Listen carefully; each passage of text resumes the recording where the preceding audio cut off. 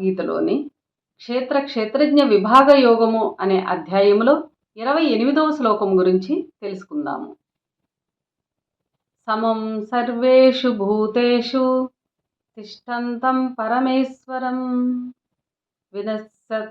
వినశ్యంతం యః పశ్యతి సపశ్యతి. ఈ శ్లోకము పరమాత్మ గురించి తెలియచేశారు. భావము: సర్వ జీవరాశులందు సమానముగా నివాసముండు పరమాత్మను సమస్తము నాశనమైనప్పటికీ నాశనము గాని వానిగా ఎవడు చూచునో వాడే చూచిన వాడగును. వివరము: పరమాత్మ సర్వ జీవరాశులలో ఉంటూ అవి మరణించినప్పటికీ పరమాత్మ ఉనికి చెడనిదై ఉండటము ఆశ్చర్యమే కదా. పరమాత్మ తిష్టవేసి ఉన్న శరీరములు మరణించినప్పటికీ పరమాత్మ నాశనం ఎట్లు కాలేదో సవివరముగా తెలుసుకుందాము ఈ శ్లోకంలో. అట్లు తెలుసుకొనుట వలన శ్లోకములో యః పశ్యతి సపశ్యతి అన్నట్లు శరీరములు నాశనమైన పరమాత్మ నాశనము కాలేదని చూచినవాడు నిజముగా చూచిన వాడగును అని ఇక్కడ తెలియజేశారు. మనం ఒక ఊరికి బయలుదేరినప్పుడు ఆ ఊరు ఎంత దూరం ఉన్నది, మనం ఎక్కడ దిగవలెనో అన్నీ జ్ఞప్తిలో పెట్టుకుని ప్రయాణిస్తుంటాము. గమ్యము చాలా దూరమైతే దారికి కావలసిన ఖర్చు నిమిత్తము ఎంత డబ్బు కావాలో అంతే దగ్గర పెట్టుకుంటాము. అట్లే ప్రయాణములో ఎవరితో స్నేహము చేసినప్పటికీ దిగిపోవునంత వరకే స్నేహముండునని తెలిసి అంతవరకే పరిచయం ఏర్పరచుకుంటాము. అది గమ్యము తెలిసిన ప్రయాణము కనుక ఆ ప్రయాణములో బంధాలు అనుబంధాలు ఏమీ పెట్టుకోము.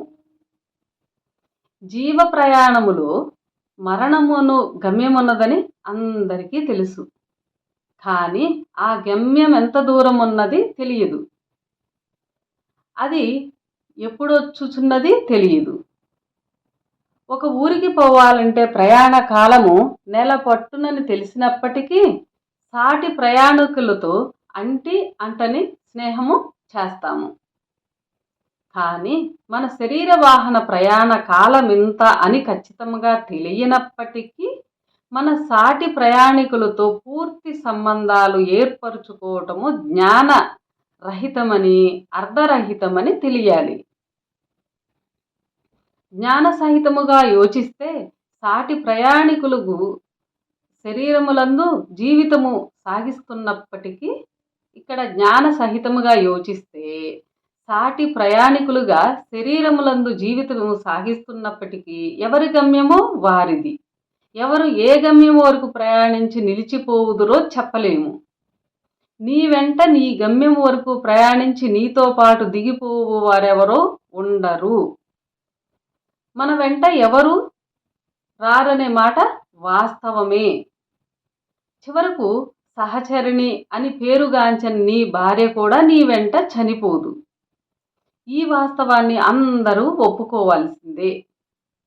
అయితే మనకు తెలియని వాస్తవం ఒకటన్నదని, అదేమనగా సహజముగా కనిపించు నీతోటి నీ సాటి ప్రయాణికులు నీ గమ్యం వరకు రాకున్నను నీకు కనిపించకుండా నీతో ప్రయాణము చేయువారు ఇంకా ఇద్దరున్నారు.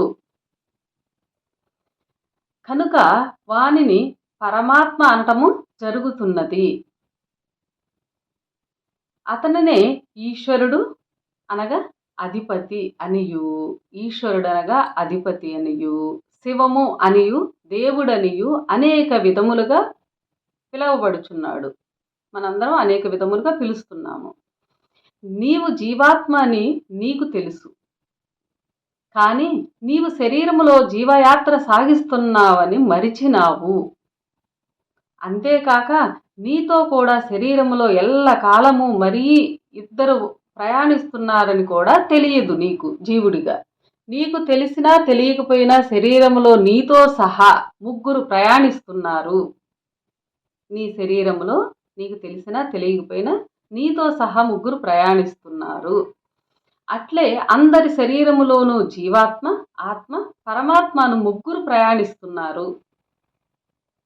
ఆలోచిస్తే ఒకే వాహనమైన శరీరములో జీవునితో పాటు ప్రయాణిస్తున్న ఆత్మ శరీరములతో ఏ జీవుడు సంబంధము గాని స్నేహము గాని పెట్టుకోలేదు.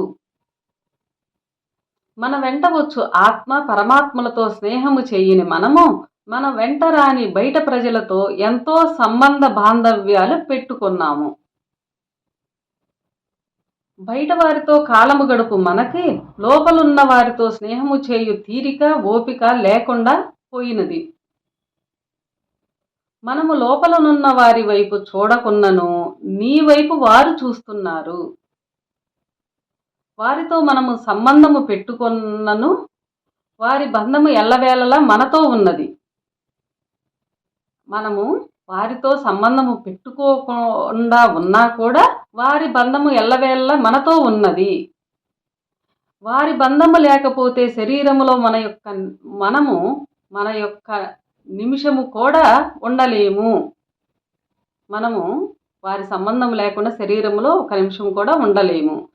శరీర వాహనములో జీవాత్మ ఆత్మ పరమాత్మలు ప్రయాణిస్తూ మరణగమ్యము చేరుకోగానే శరీరము నుంచి జీవాత్మ దిగిపోవును.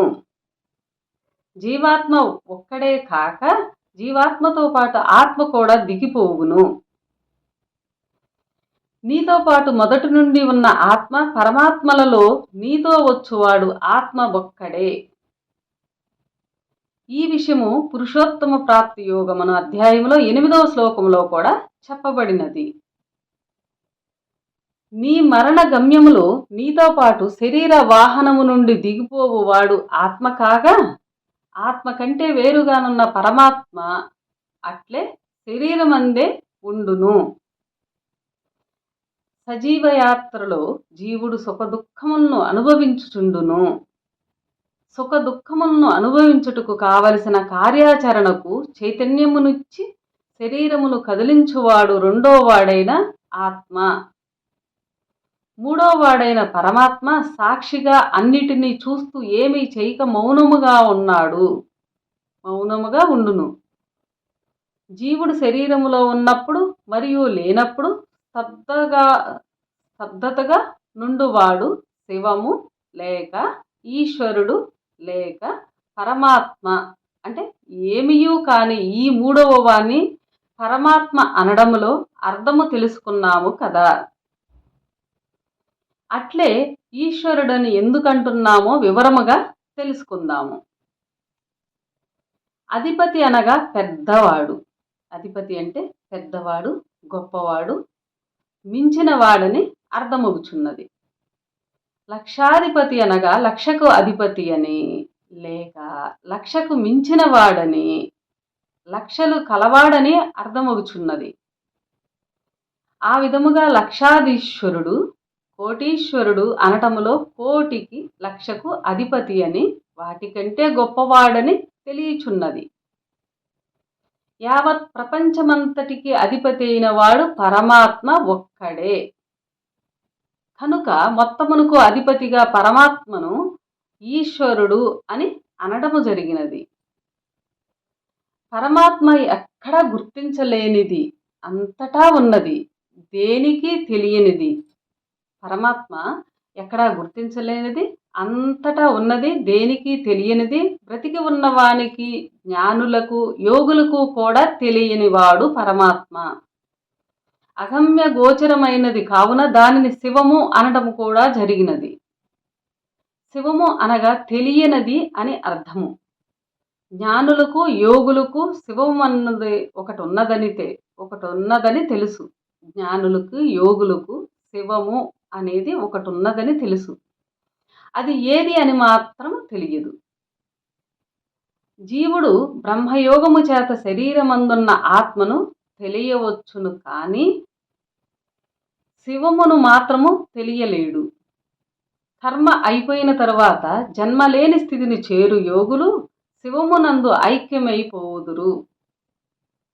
ఆ శివమేదో అప్పుడే తెలుస్తుంది కానీ ముందు తెలియదు. శరీరమందు జీవయాత్రలో మరణమును గమ్యములో ఆత్మ జీవాత్మలు శరీరము నుండి నిష్క్రమించగా చివరకు శరీరములో మిగిలిపోవునది శివము. బతికి ఉన్నప్పుడు నీచమైన గుణములతో సంబంధమున్న జీవుడు శరీరములో ఉన్నప్పుడు ఆ శరీరమునకు అంత ప్రాముఖ్యత లేదు. చనిపోయిన తర్వాత శరీరంలో జీవుడు లేడు. ఏ నీచ గుణములు అందులో లేవు ఆ శరీరంలో. అప్పుడది శుద్ధ శివ నిలయము. ఆ శరీరము శుద్ధ శివ నిలయము. అందులో పరమాత్మ తప్ప మరెవ్వరూ లేరు. కనుక ఆ విషయము తెలిసిన జ్ఞానులు, యోగులు మరణించిన శరీరములను విభూతి నామములతో అలంకరించి గోవింద నామస్మరణతో పూజించి ఎల్లవారిని మొక్కమనేవారు. అటువంటి సాంప్రదాయము ఇప్పటికీ ఉన్నను అది అర్థము తెలియని ఆచారమైనది. ఇప్పుడు మొక్కెడి వారు భక్తితో కాక భయముతో మొక్కుచున్నారు. శవమునకు భక్తితో కాక భయముతో మొక్కుచున్నారు. ఒకవేళ మొక్కనేడల్ల చనిపోయిన వారు తిరిగి దయ్యముగా వస్తారని, వారి పేడ ఇంటి చుట్టూ ఉంటుందని, మొక్కితే వారి పేడ అంతటితో పోతుందని మొక్కుతున్నారు. పూర్వము అలా చేయలేదు. ప్రతి పని అర్థము తెలిసి చేసేటివారు. జీవుడు పోయిన తరువాత శరీరములో మిగిలినది శివము అని వారికి తెలుసు. జీవుడు పోయిన తర్వాత శరీరంలో మిగిలి ఉండేది శివము అని తెలుసు వారికి, జ్ఞానులకి, యోగులకి, మన పెద్దలకి. అందువలన మరణించబడిన శరీరమును అంటే మృతదేహమును శివము అనేడివారు. కాలక్రమేపీ భావము పోయినది, ఆ అర్థము కూడా తెలియకుండా పోయింది కాలక్రమేపీ. శివము అనగా శవముగా పిలువబడుచున్నప్పటికీ పూర్వము నుండి ఉండు పూజలు మొదలగు ఆచరణలు అలాగే ఉన్నవి. ఈ విధముగా ఆచరణ నుండి అర్థములు మారిపోయినప్పటికీ నిజమైన జ్ఞానులు, యోగులు చనిపోయిన శరీరములో కూడా చెడని పరమాత్మ ఉనికిని మనోనేత్రముచే చూడగలుగుచున్నారు. ఈ విధమును గురించి శ్లోకములో చనిపోయిన దేహములో కూడా నాశనము కాని వారిని చూచిన వాడే నిజముగా నన్ను చూచిన వాడని పరమాత్మ చెప్పాడు ఈ శ్లోకములో. ఈ శ్లోకము ఇంతటితో సమాప్తము. అందరికీ నమస్కారము.